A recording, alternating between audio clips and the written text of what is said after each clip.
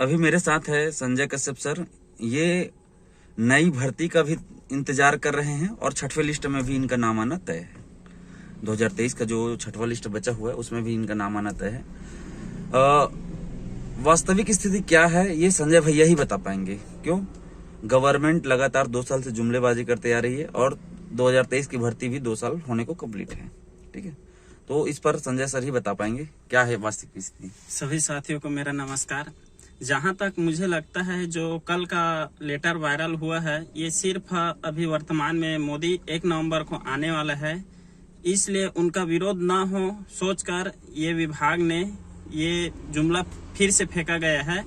और जहां तक मेरा समझ है कि जब तक पुराना भर्ती कंप्लीट नहीं करता ये सरकार तब तक नया भर्ती नहीं दे सकता, क्योंकि अगर वो नया भर्ती निकालता है और पुराना भर्ती जैसे बोल रहे कि बैकलॉग में, तो बैकलॉग में तो अभी गया ही नहीं है, कोर्ट के अधीन है पुराना भर्ती।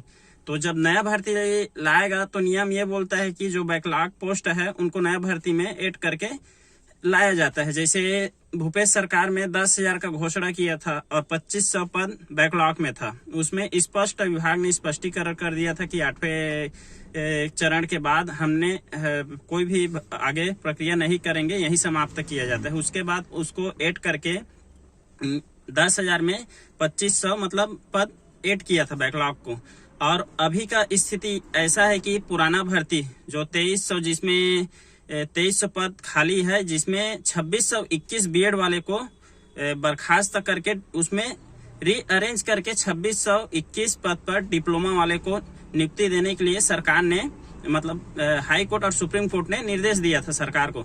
लेकिन सरकार इस भर्ती को लंबा खींचने का उसका रीजन सिर्फ यही है कि वर्तमान में अभी भर्ती हमें न करना पड़े, इसलिए इस भर्ती को वो लंबा खींचना चाहते हैं।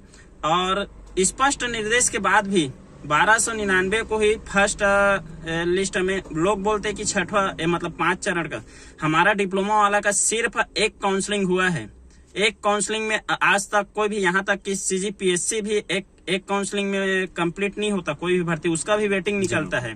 तो हमारा भी ये है कि हमारा एक ही निकला है। जब बीएड को बाहर करके जब पहला काउंसलिंग मतलब किए थे पहले चरण का, तो उसमें खाली डिप्लोमा वाला का जब कटअप निर्धारित किया था कैटेगरी वाइज, तो मैं बताना चाहता हूँ उसमें ओबीसी का 9100 गया था पहला काउंसलिंग में, और एससी का 10,900 कुछ गया था, जो वर्तमान में 5वां चरण में भी उतना ही है। तो उसमें रैंक में किसी प्रकार से मतलब गिरावट नहीं है। और विभाग बोलता है कि कटअप काफी नीचे चला गया है। तो विभाग को मैं बोलना चाहता हूं कि विभाग जब कटअप नीचे चला गया है तो आप रीअरेंज कीजिए ना खाली डिप्लोमा वाले को।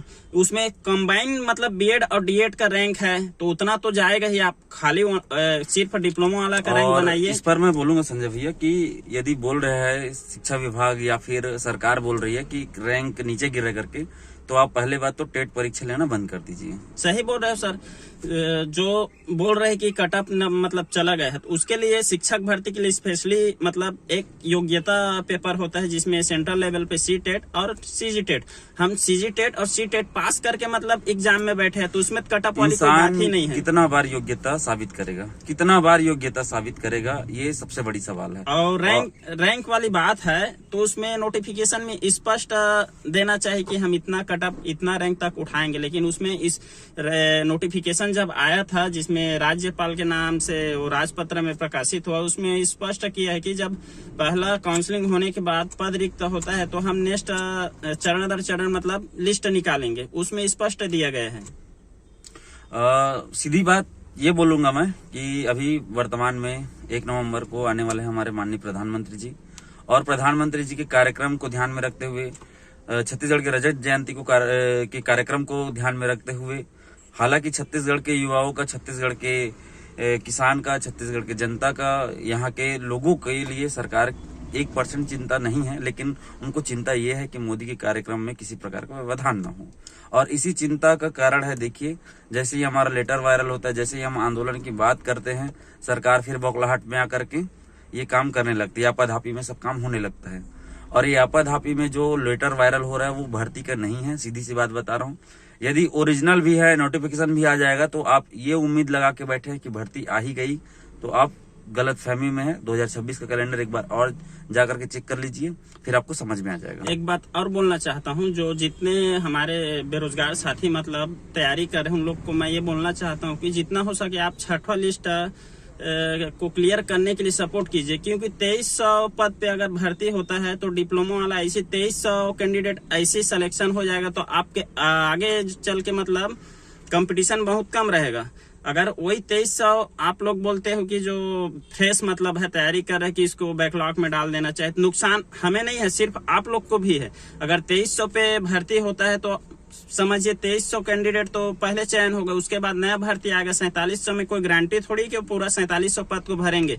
1-2 लिस्ट निकाला और इतना मतलब अनियमितता मतलब फॉर्म भरने में भी है कि जो अपात्र रहते हैं उनसे भी मतलब फॉर्म भराया जाता है। सीजी बॉक्स के द्वारा वीडियो जारी किया गया है और तमाम जो न्यूज चैनल हैं उनके द्वारा वीडियो जारी किया गया है। भूपेंद्र मिश्रा जी भी बात रखे हैं कि किस प्रकार से व्यापम में और आपका सीजीपीएससी में घोटाला चल रहा है, किस प्रकार से चीटिंग चल रही है, इसके ऊपर वीडियो भी बनाए उन लोग, बकायदा डाले भी हैं। आप देखेंगे तो आपको स्पष्ट समझ में आएगा कि जितने कम पद होंगे उतने बड़ी धांधली होगी, उतनी बड़ी घोटालेबाजी होगी। सबसे बड़ी बात यह है कि यदि मान के चलो कम पदों पर भर्ती आती है तो ये फिक्स है कि आपका आधे से ज्यादा सीट बिक जाएंगे, क्योंकि आपको भी डर है, हमको भी डर है, सबको डर है कि मेरा होगा कि नहीं उतने में। और ये डर का परिणाम है कि हर कोई चाहता है कि कैसे भी करके एक पद पालूं। गलत बोल रहा हूँ? सही बोल रहे सर। और इसका परिणाम सबको भुगतना पड़ेगा। 1 लिस्ट या 2 लिस्ट निकलेगा पता नहीं, लेकिन खरीद फरोख्त जो चलता है, जो सीटें बिकती हैं, वो संख्या बढ़ जाएगी, क्योंकि डर बहुत बड़ा चीज होता है। अच्छे को हिला करके रख। एक बात और है सर, जो भी संघ मतलब भर्ती के लिए प्रयास कर रहे हैं, मैं उनसे एक ही निवेदन करना चाहता हूँ, आप 5000 के लिए कभी मत लड़िए, हमें लेना है 57,000। मोदी ने गारंटी दिया है कि मोदी की गारंटी, तो हमें 57,000 पद पे पूरी भर्ती चाहिए, ना कि हमें 5000 का जुमला चाहिए। चुनाव से पहले हर जो जनप्रतिनिधि है मतलब जाति के नाम पे, धर्म के नाम पे वोट मांगते थे, उन नेताओं से मैं पूछना चाहता हूँ, क्या हम उस जाति का बच्चे नहीं है क्या? हमारा भविष्य उस जाति या उस धर्म की नहीं है क्या? हमको न्याय नहीं मिलना चाहिए क्या? चुनाव के समय तो जाति कि मैं कुर्मी हूँ तो कुर्मी वोटर साधने के लिए मतलब कुर्मी कैंडिडेट को देते हो, साहू है तो साहू कैंडिडेट को देते हो। क्या इस भर्ती में जो बैकलॉग मतलब 2300 बचा है उसमें क्या साहू समाज के नहीं है क्या? नहीं होंगे क्या? क्या एसटी समाज के नहीं होंगे क्या? क्या हमारे ओबीसी एससी समाज के नहीं होंगे क्या?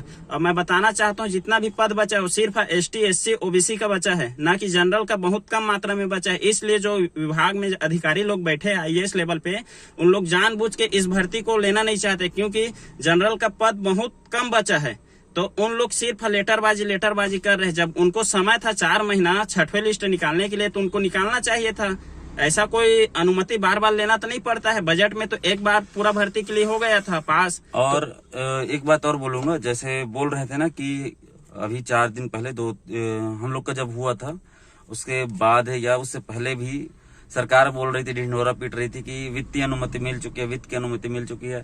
तो वित्तीय अनुमति का डेट देखिए एक बार कि कब का है और सरकार का ढिंढोरा कब का है। यानी कि डर साफ है। यदि सही तरीके से, सही ढंग से हम आपस में मिल करके संघर्ष करेंगे तो निश्चित तौर पर सफल होंगे। जो 2023 की भर्ती है वो भी पूरी होगी। बैकलॉग में डले या फिर वो भर्ती को पूरा करें, वो बात की बात है। लेकिन ये बात आप ध्यान में रख के चलिए कि 2023 की भर्ती का कंप्लीट हुए बगैर आगे प्रक्रिया बढ़ेगी नहीं। ठीक है? तो जितने भी साथी यह वीडियो देख रहे हैं उन सभी से निवेदन है, और जितने भी संगठन ये वीडियो देख रहे हैं या संगठन के लोग हैं जो पहुंचाना चाहते हैं वीडियो को, उन तक ये बात पहुंचाइएगा कि भाई करना है ना तो मिल के करो और अच्छे से करो। बस सर वही है कि जितने भी छत्तीसगढ़ जो भी शिक्षक भर्ती के लिए प्रयासरत है, प्रयास कर उन सभी संगठन के जो नेतृत्व कर रहे हैं उनसे निवेदन है कि जब तक आप सामूहिक रूप से एकजुट होकर नहीं लड़ेंगे, ये सरकार सिर्फ आपस में लड़ाएंगे एक दूसरे से और भर्ती नहीं देंगे। उनको जब देना रहेगा तभी देंगे, और वो लास्ट चुनाव में 28 के पहले, उसके पहले इन लोग भर्ती देने की इन लोग कोई मंशा नहीं है। मैं स्पष्ट बता रहा हूँ, ओपी चौधरी जी ने बोला गया है, उनके बीजेपी नेताओं को बोला गया है कि 3 साल कुछ नहीं करना है, अंतिम 2 साल में जो भी करना है उसी में करना है। मेरे भी परिचय के है बीजेपी में, मेरे भी दोस्त यार है, सब उनके पास गए भी है, मिले भी है, तो उसका स्पष्ट कहना है हम 3 साल तक कुछ नहीं करेंगे। उसके बाद 2 साल में जो भी आएगा उसी समय आएगा भर्ती। अगर जल्दी लेना है तो सभी को एकजुट होकर लड़ना पड़ेगा।